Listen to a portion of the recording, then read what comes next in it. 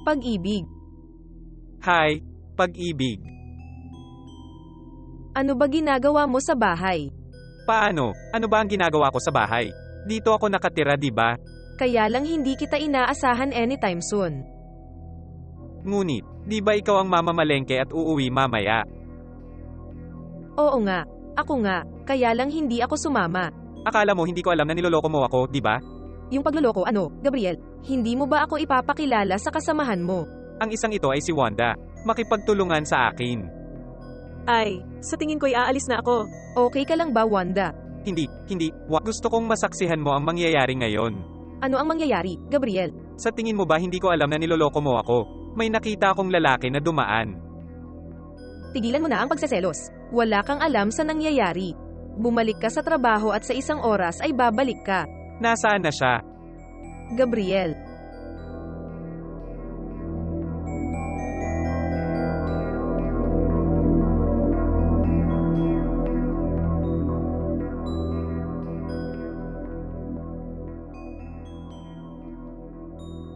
Gabriel. Nasaan na ba siya? Walang tao dito, Gabriel. Sa tingin mo ba ako ay isang idiot, Laura? Sinong uminom ng beer dito? Oh. Ako iyon. Ang init. Nauuhaw ako. Sapagkat, alam kong hindi ka na umiinom. Nasaan na ba siya? Gusto kong malaman kung nasaan siya. Wala namang tao dito, Gabriel. Pakiusap lang po. Yan ang makikita natin. Nakita mo ba, Gabriel? Saan ka ba pupunta? Nasaan na ba siya?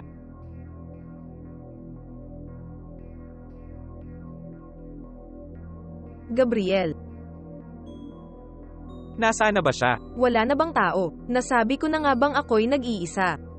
Kung wala siya dito, pwede lang sa banyo, di ba? Gabriel.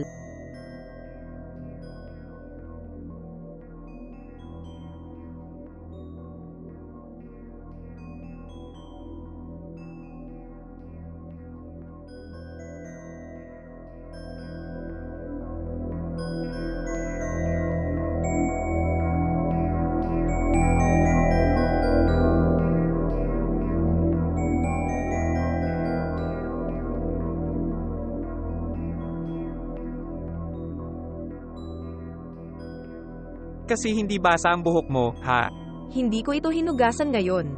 Tingnan mo, itigil ang paglalaro ng hayop. Ngayon mo ako makikilala ng totoo. Tigilan mo na ang pagiging baliw, Gabriel. Nag-screw up ako, di ba? Binalak niyang manatili ang buong hapon doon kasama ang kanyang manliligaw. At hindi niya inaasahan na darating ako. Pero, Gabriel, nirerespeto mo ako. Respeto? Hindi ka karapat dapat sa respeto, no? Ngayon, sigurado ako na nandoon siya sa room, di ba?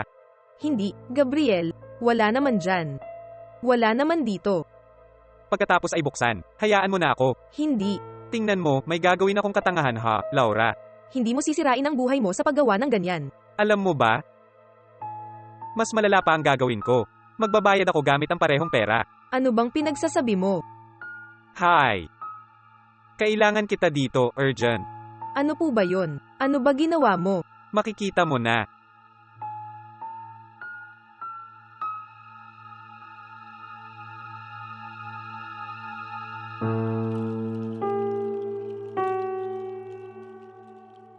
Ano na nga ba ang nangyayari? Bakit ganito ang suot ng partner mo dito? Makikita mo na.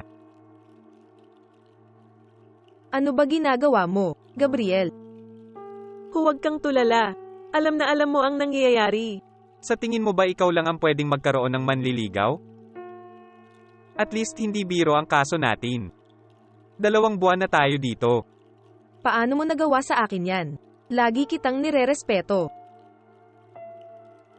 Virginia, makinig ka dito. Hindi mo siya binigyan ng tamang atensyon na nararapat sa kanya. Lumapit siya para hanapin ako. Sino ang hindi nagbibigay ng tulong? Binubuksan ang mga pagkakataon para sa kompetisyon. Ang brazen mo talaga, di ba? Dalhin mo ang iyong manliligaw dito sa bahay. At gusto mo pa ring magpanggap ng biktima? Tingnan mo, Gabriel, nirerespeto mo ako, okay? Hoy, dumating ang, wala nang kasinungalingan, okay? Tigilan mo na ang drama, go! Tanggapin mo na lang natalo ka. Gusto ko pareho silang lumabas ng bahay ko ngayon.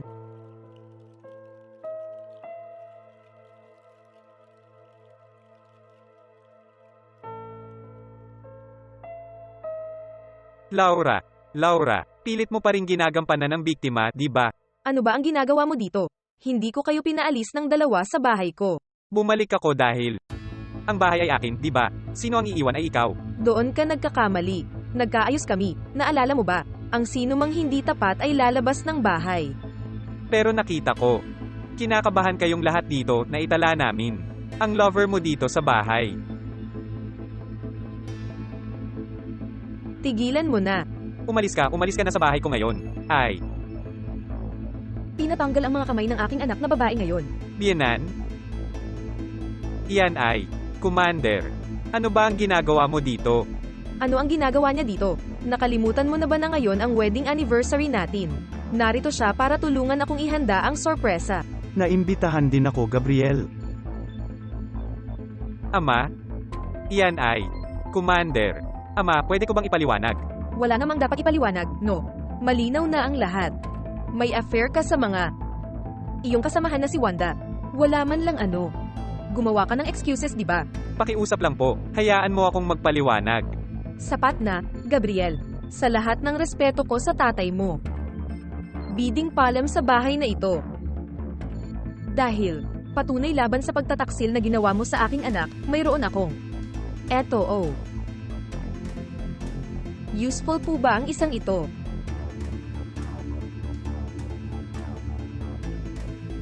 At huwag mo na akong tawaging biyenan, Gabriel. Ang ginawa mo ay immoral. At ikaw ay babalaan. Please, Commander, huwag mo akong laktawan dito. Dapat nagdalawang isip ako, di ba dalaga? Ama, tulungan mo ako. Pwede ko ipaliwanag. Ang ugali mong ito. Nakakahiya sa pamilya natin. At hindi yun ang nangyari. Ang edukasyon na ibinigay ko sa'yo. At ikaw, Gabriel, bilang isang tagapagpatupad ng batas, dapat ay iginalang ko ang kanyang uniforme. Pero huwag kang mag-alala. Ngayon sino ang mag-aalaga sa iyo ay ang iyong sariling mga kasamahan. Pwede ka nang pumasok.